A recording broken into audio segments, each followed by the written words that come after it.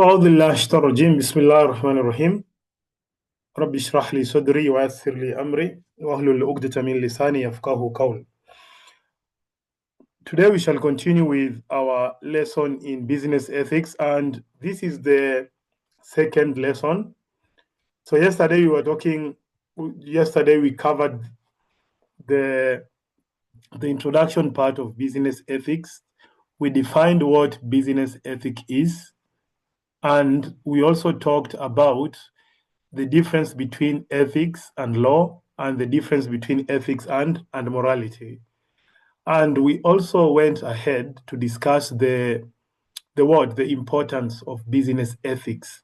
Like, why is it important to have a code of conduct when you are doing business? Now, in our lesson today, we are moving on. And in our lesson today, what we shall be covering are the ethical theories and moral philosophies. So when you are talking about ethical theories, we are basically talking about the approaches and views of people related to ethics. So it is all about what the scholars they say about what is right and what is wrong. Now, in brief, these are our lesson objectives. So by the end of this lesson, number one, you should be able to define ethical theories and their significance. Number two, explain in detail the deontological ethical theory. Number three, explain the utilitarian ethical theory and its application. Then explain the relativism ethical theory. Then explain the virtue ethics theory. Then lastly, explain the principles of Islamic ethics theories. So this is what we are going to cover in our lesson today. Now, let us start. So in the introduction, they're telling us ethical theories and moral theories help managers and business leaders make informed, principled decisions. They provide a framework to judge what is right or wrong, fair or unfair, and responsible or irresponsible in business situations. So that is the importance of these ethical theories and moral philosophy. That is, they guide the managers, they enable the managers to make, number one, informed decisions. Then number two, principled decisions.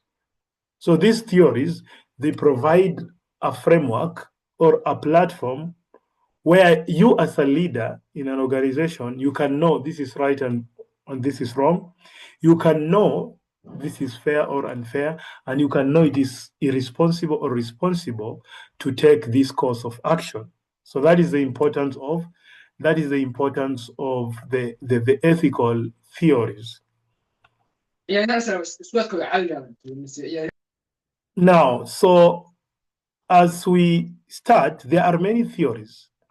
So we are going to start with the utilitarian or the consequentialism theory.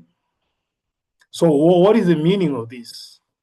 So in an exam, you can be asked sometimes to explain the main idea, to explain the argument of this theory. And I need you to listen carefully. So students who attend classes late, they will not even understand. They'll not even understand what we are talking about here. So number one, we have 5 theories. This is the first one. It is known as utilitarianism or consequentialism. So what is the basic idea of this theory? So the basic idea of this theory, they are telling us that actions are judged as right or wrong based on their consequences. I need you to underline the word consequences. So according to them, if you want to know if something is good or if something is bad, tanzur ila natija. You look at the outcome, you look at the consequence. So the morally right action is the one that produces the greatest good for the greatest number. So according to this theory, anything that is halal, anything that is good, is the one that produces the greatest good for the greatest number. If it is benefiting a lot of people, then it is a good thing. You know, and the founders of this theory are Jeremy Bentham and John Stuart Mill.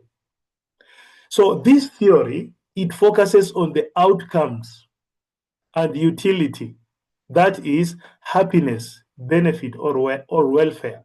So before you decide if anything is right or wrong, the question is how many people are going to be happy.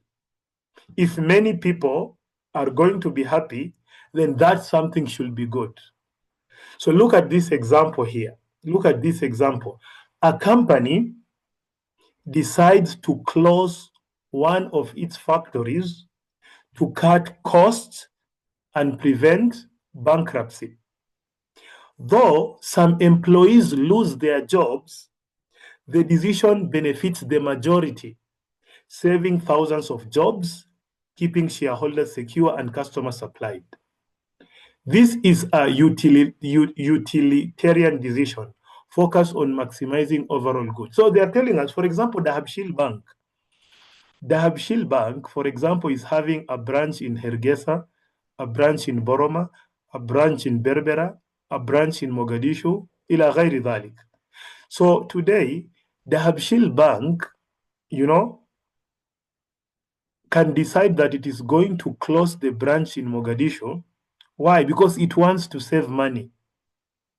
So a few people are going to lose their job, but the majority, the other branches are still going to be functional.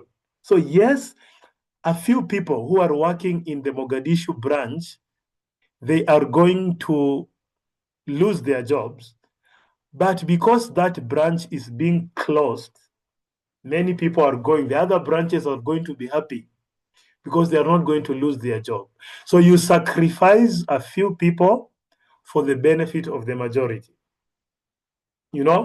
So managerial implication. In corporate strategy, utilitarian thinking is common in cost-benefit analysis, stakeholder impact assessment, and social responsibility programs. So this theory, it is very essential when it comes to corporate strategy. Like cost-benefit analysis, we have option A, option B, option C. So which option are we going to choose as an organization? We are going to choose, of course, the cheaper option and the option that is going to have a lot of benefits to our people. And this is also another example of this utilitarianism theory. So, for example, there is a pharmaceutical company. This company is producing medicine. So a company discovers a drug that can cure a rare disease. The research and development cost was enormous. So there is a company, for example, in Somalia, there is a company that has discovered there is a special medicine. This special medicine, maybe, it can cure AIDS, HIV/AIDS. So what is going to happen? You look at the utilitarian analysis. Option A set a very high price. So this company, because it spent a lot of money to produce this medicine, it has two options. To set the price of this medicine to be high. So this maximizes profit for shareholders, a small group, and funds future research and development. So if the price is high, they will get a lot of profit for the shareholders. And there is also option B. If this medicine is cheaper, set a low, affordable price. This makes the drug accessible to a much larger number of patients, saving many lives and reducing societal healthcare costs. So here there are two options. Should we increase our price? Of course, if we increase the price of the medicine, only a few people are going to buy the medicine.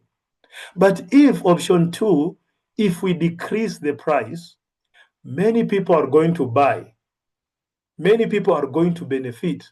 A lot of people we're going to save a lot of life. So according to this theory, option B is better. Let us lower the price so that many people can afford to buy the drugs. And if they can afford to buy the drugs, we are going to save the life. But option A is not good. Option A is for the Aghnia. They are the only ones who are going to do what to buy, to afford the medicine, and only a few cases, so not many people will afford. So this theory is basically telling us, Ya Jama, let us maximize the benefits for many people. Let us not actually make a decision that is going to benefit only the few. Let us maximize the benefits. This is the main idea from this theory. So as a manager, when you are making a decision in a company, always ensure that that decision is going to benefit a lot of people in the organization. Don't make a decision that many people in the organization are going to be angry because of that decision. So that is the first theory. Now, let us go to the second theory. The second theory, what does this theory say? So this is called the deontology or duty-based ethics. So this theory, it states what? What is the idea?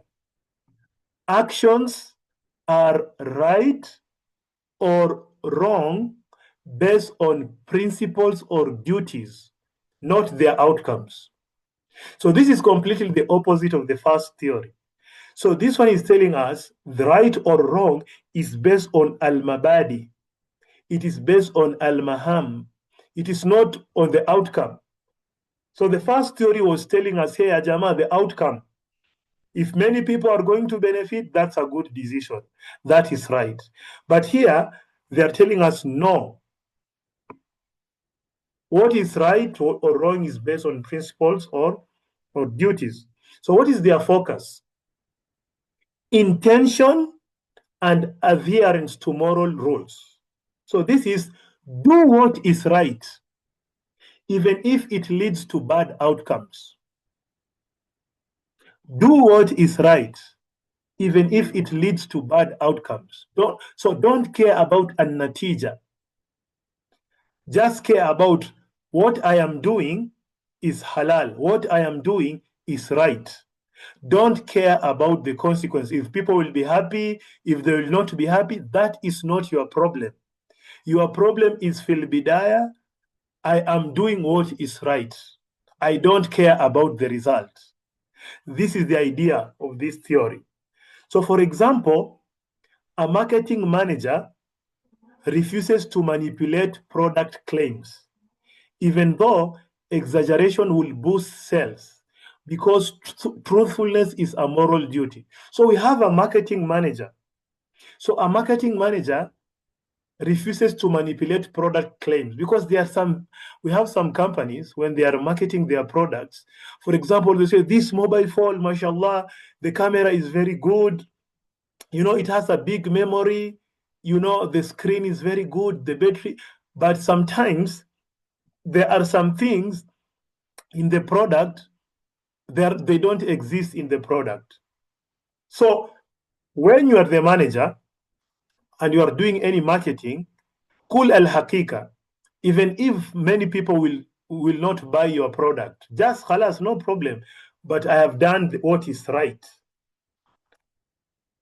So look at this example. This is an example of this theory, deontology. So I need you to look at this. I need you to look at this example. An employee, Sarah, discovers her company is knowingly selling a slightly defective product. So Sarah is working in a company. And Sarah realizes that, ya Jama, this company is selling products that have expired. These products are not good for consumption. So Sarah discovers that. So no one is likely to be seriously harmed. Okay, the problem is not big, but it is a clear violation of the company's quality first promise. But this is a violation of the quality first policy of the company. So what should Sarah do? So this is a question. What should Sarah do? So Sarah, for example, is working in a hotel, and she discovers the food is not that good. Maybe they are not using some salts or whatever. So what should you do if you are Sarah? So the deontological analysis, Sarah, the duty, what is the duty of Sarah? Sarah has a duty to be honest and loyal to her employer, but also a duty to be truthful to customers. So here, Sarah has to be honest to his employer, but also she has to tell the customers the truth. You know? So what should Sarah do in this case? So there is what is known as Kant's categorical imperative. Act only according to that maximum whereby you can, at the same time, will that it should become a universal law. Could Sarah will that all companies hide minor product defects? Probably not, as it will destroy consumer trust universally. So a deontologist will argue Sarah must disclose the defect, regardless of the financial consequences to the company, because hiding the truth is inherently wrong. So what should Sarah do? According to this theory, Sarah should tell the customers the truth. Jama, you are buying this product, but this product has a problem. So that is the duty of Sarah, because being honest is something that is highly recommended. So Sarah cannot, so according to this theory, Sarah should not keep quiet. Sarah has to do the right thing and not to care about the consequences. Of course, if Sarah gives the customers this information, some customers will leave, some customers will go to another shop. But that is not the problem of Sarah. The problem of Sarah, I need to say, kul haqiqa, walau kana murra. I'm going to say the truth, walau kana murra, even if the consequences is going to be negative. So this is the theory of deontology. So deontology is all about saying the truth because this is your duty. Now, the third theory. The third theory is known as the virtue ethics. So what is the meaning of virtue? Virtue, the opposite of virtue is vice. Virtue is good akhlaq. So what is the key idea of this theory? Focuses on the character of the moral agent, not just actions or outcomes. So this theory focuses on akhlaq, the character, al-khulq. So the core question of this, of course, the founder is Aristotle. Aristotle was a Greek philosopher. He's the one who came up with this theory. So the core question in this theory is, what kind of person should I be? As in, what kind of person should I be? Rather than, what should I do? So this is completely the opposite of deontology theory. Deontology is, what should I do? I need to do the right thing. But according to this theory, what kind of person should I be? ما هي شخصية المفترض أن أكون؟ ما هي الشخصية? It is not all about what should I do. So it is all about al-virtues, honesty, courage, fairness, generosity, and humility. This is majmuatul khulq. Mathalan, an example, A CEO who shows compassion and humility towards employees during economic hardships fosters moral leadership. There is a leader, for example, the company is suffering, the economy is not good, but you have a leader, and this leader is showing rahma, compassion, and humility, sabr, towards employees during economic hardship fosters moral leadership. So you as a leader, you know the economy is not good. You understand. You are compassionate to your employees. So this is just but an example of the words. So virtue ethics encourages managers to cultivate good habits and moral character, influencing the ethical culture of the organization. So virtue ethics is all about kun kudwa lil akharin. Kun kudwa lil akharin. So you as a leader, you have to walk your talk. Walk your talk. If your employees see you doing the right thing, they will also do the right thing. If they see you with good manners, good behavior, then they are going also to behave in the same way. Now, look at this example of virtue ethics. So here, we have the hostile takeover. This is an example. So there is a CEO has an opportunity to launch a hostile takeover that will be highly profitable, but will require laying off thousands of employees and dismantling a beloved legacy company. So we have a CEO, maybe of the Habshil Bank. A CEO has an opportunity to launch a hostile takeover. So the CEO of the Habshil Bank wants to take, for example, Premier Bank. He wants to take it over. And when he does that, many people are going to lose their job. If you take Premier Bank, where are they going to go? The employees of Premier Bank. So the virtue ethics, what will it require from you as the CEO of the Habshil Bank? So the CEO considers the virtues. Is this just to the employees? If, for example, I buy Premier Bank, then is it good? Is it going to be just for the employees? They're going to lose their jobs? Is it courageous to pursue profit at all costs, or is it courageous to build sustainable value? Does it demonstrate compassion and integrity? Is it good, like just because you want profit, you are buying Premier Bank and people are going to lose their jobs? You don't care because you want profit? So what should you do? So what is the conclusion? A virtuous leader might seek an alternative, such as a merger that finds synergies without mass layoffs, or might walk away from the deal, prioritizing the well-being of the community and the long-term reputation of the company.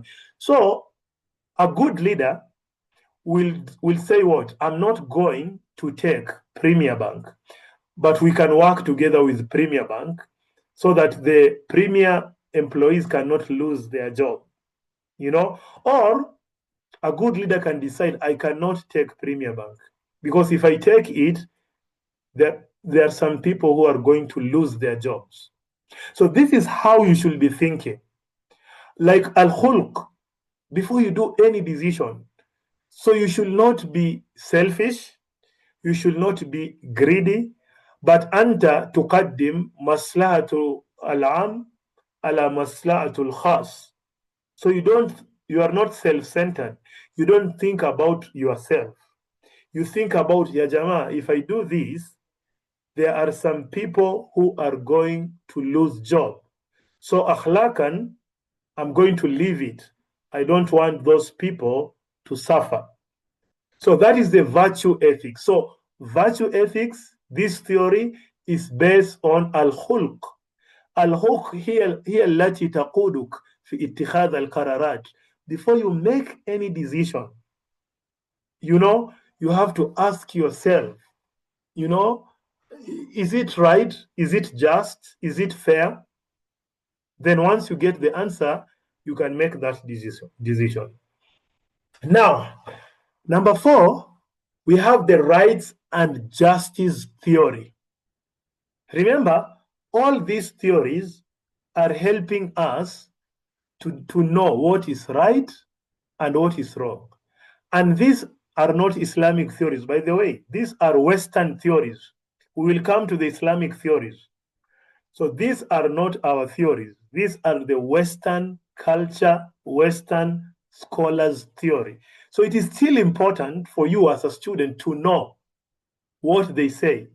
Then as a Muslim, you can be easily able to compare these theories with what Islam is saying. So number 4, we have the rights and justice theory. So what is the key idea? So ethics involves respecting the rights of individuals, احترام حقوق الآخرين, and ensuring fairness, okay, and تحقيق العدالة in treatment and outcomes. في كل شيء, in everything we do, we always have to ensure that we respect the rights of people, and number 2, we are fair. Those two things, al-adala wal-ihtiram al-huquq lil-akharin. So that is the main idea. So number 1, we have 2 theories. So we have the rights theory. So what is the idea here? The right theory. People possess inherent moral and legal rights. So according to this theory, each one of us, we have a right. You have a right to life. You have a right to liberty. You have a right for privacy. You have a right for safety, and many more other rights. So for example, a company respects employees' right to privacy by not monitoring personal emails. For example, if you are working in a company, the management of the company, they should not monitor your personal emails. If they do that, they are infringing your right of privacy. So they don't have to monitor your personal life. You have your rights. They even should not know what is happening in your family. That is not their responsibility. But unfortunately, in some companies, you will find that they do what? They don't respect the privacy. For example, the telecommunication company, Telesom, or for example, Somtel, they have the information of their customers, their date of birth, their names. So what is the responsibility of Telesom, Mathalan? They are not supposed to do what? They are not supposed to share your information without your consent with anybody. If they are doing that, they are infringing your right of privacy, and you can take them to a court of law. So that is the first theory, the rights theory. We need to respect the rights of our workers. We need to respect the rights of the customers and our consumers. Number 2, justice theory. So it emphasizes fairness, al-adala, in distribution of resources, opportunities, and rewards. 3 things. So this justice theory, it means tawzi al-mawarid, there should be al-adala. Opportunities for us, there should be al-adala. Rewards, there should be al-adala. Mathalan, if you are a company and you are a manager, you need to pay equity for men and women performing similar work. If the men and women, they are doing the same job, you have to pay them. If it is $300, $300, full stop. But in some companies, you'll find that you are doing the same job, the same number of hours, but somebody else is being paid higher than you. That is very wrong. Okay, number 2, transparent promotion criteria. If you are in a company, if you are the manager, you should promote the promotion criteria should be transparent. But in some companies, you find that you have been working in this company for 15 years, they have not promoted you. But there is somebody who came, who is from the tribe, the clan, they just worked for 1 year and they are promoted, they go up. And you've been working in this company for many years, they did not promote you. That is not justice. That is not al-adala. Okay? So, what is the managerial implication? Decision making must consider fairness if you are the manager. Fairness, equality, and respect for stakeholders' rights, which is central to the HR. The HR policies in a company, the performance appraisal. When we are evaluating our employees, we need to have, there should be adala, and the corporate social responsibility initiatives. Now, look, for example, this is an example of the right and justice theory. There is the data privacy dilemma, and this normally happens with the telecommunication company.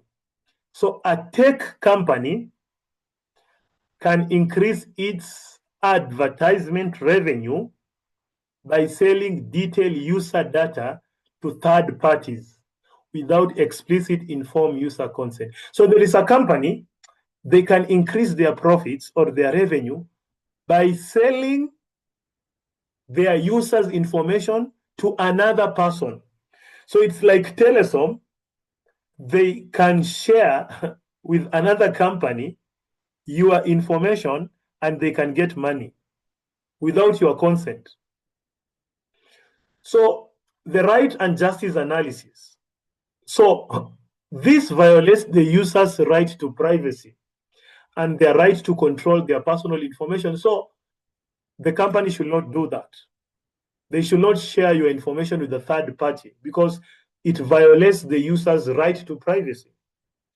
Then the justice. Will this policy be considered fair if the users, the least advantage in this transaction, didn't know it was happening? No. So this policy is not fair. It is not fair because the users of this information, they even don't know. And of course, you are going to use it to get money, and they're not going to have any percentage in the money. So conclusion, an ethical company must prioritize users' rights over profit. In this case, seeking informed consent and being transparent about data usage. So this company, what it should do, it should prioritize users' rights against the profit. And if it wants to continue with this deal or transaction, then it has to seek an informed consent from the users. Call them, ya jama, we want to share your information with A, B, C, and D. Will it be good with you? Is it okay with you? If it is okay, halas, no problem. They have to sign. They have to sign somewhere, you know. But of course, nowadays there are many companies. When you want to use or subscribe to their services, they normally have some form. So by agreeing, by clicking yes, it means that the company can use your data to do. We should be very careful with this, with this agreement. So don't just sign anything blindly, because this company can use your data and information without your consent. Now, number 3 or number 5, we have the ethical relativism. So we'll explain more about this after the break. So we have 4 minutes before the break. But just before the break, this theory is very controversial. It's very controversial. It is very controversial because it is against the teaching of Islam, tamaman. Of all these theories, this theory is very controversial. So let us just see why it is controversial. So the rejection of universal morals. So according to this theory, they're just saying that there is nothing that is universal. You cannot apply law or ethics to all the people. So the ethical relativism is the theory that moral truths are not universal or absolute, but are determined by and relative to the culture, societal, or individual context. So according to them, to this theory, not according to us as Muslims, according to them, the Western people, according to this theory, is that moral, something that is right or wrong, it is relative. It is determined by culture.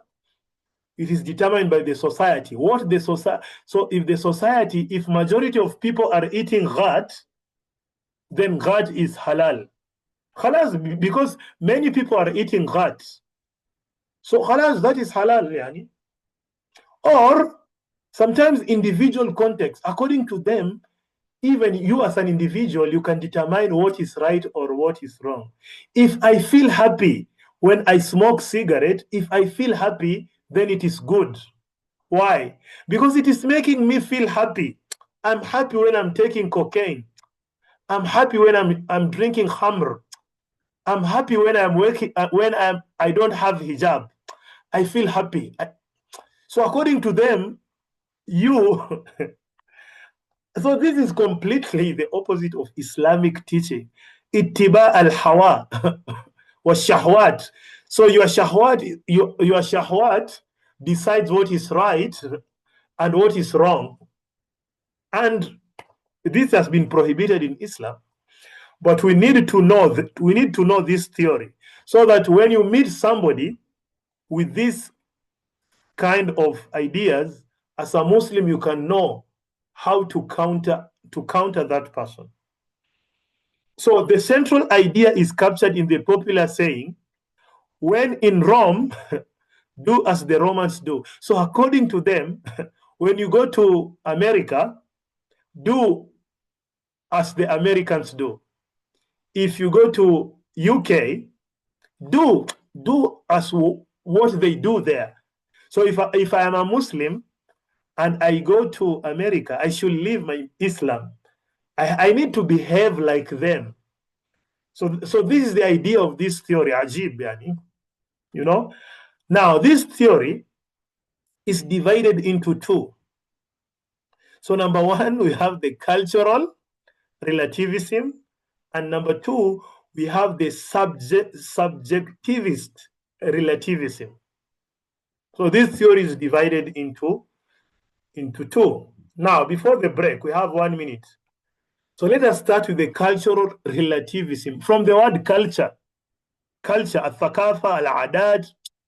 So morality is grounded in the shared practices, beliefs, and tradition of a society.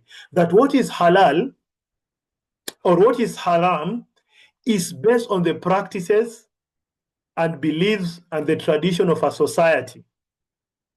So an action is right if it is approved by the culture, and wrong if it is disapproved by the culture.